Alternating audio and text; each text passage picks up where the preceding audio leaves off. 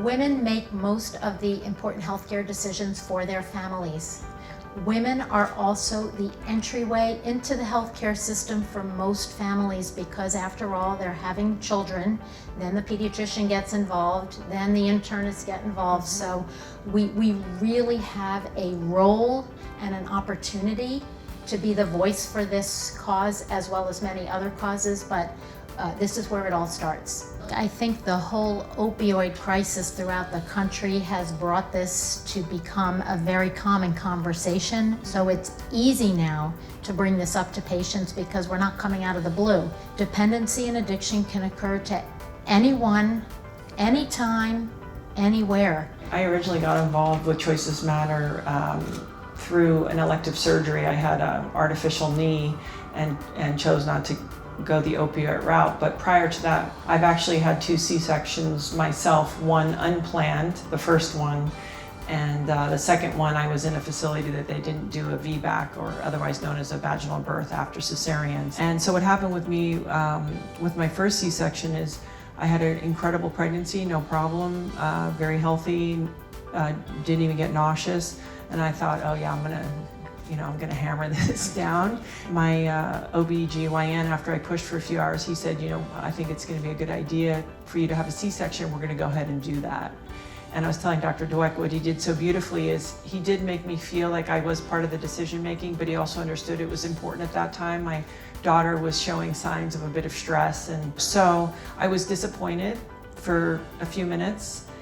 And then when you're handed a healthy baby, and you yourself are healthy, you kind of get past your ego or pride or sense of failure. The landscape is changing when it comes to pain control. This is both for natural deliveries and for cesarean sections, and even for unplanned deliveries, where we used to prescribe opioids just because that's what was used. We now actually think about it, and there are choices. So for a C-section, for example, we use regional anesthesia, which I explained is either a spinal or epidural.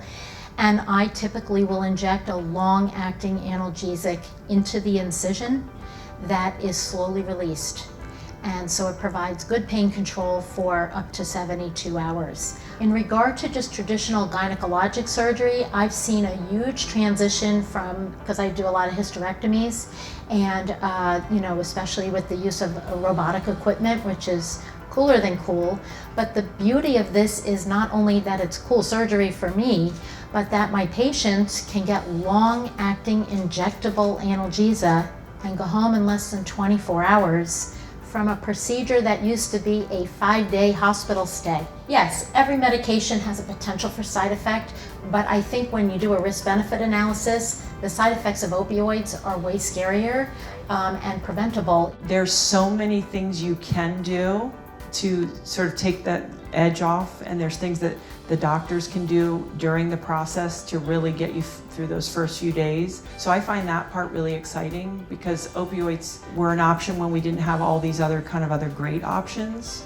Sometimes at the front of healing, it seems so dark and grim, and if you can just get through those first few days, they even have a name of it, storm of pain.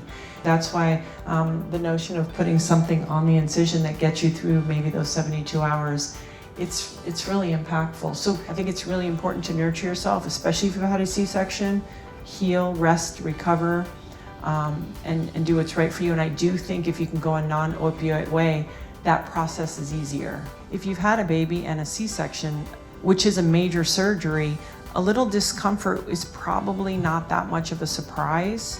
And it's also letting you know kind of where you're at in the healing process. So the other thing I like to encourage people is, we can't not have any pain ever, whether it's C-section or elective surgery. I think one of the most important things is that we should all be our own largest health advocate, period. It takes the medical establishment, the media, spokespeople who have influence to really bring this to light so that women out there are aware of this and can request this type of information from their healthcare providers. I have a responsibility to my profession to kind of get the word out. This is a perfect opportunity to educate the masses about what's now available that might not have been available in past.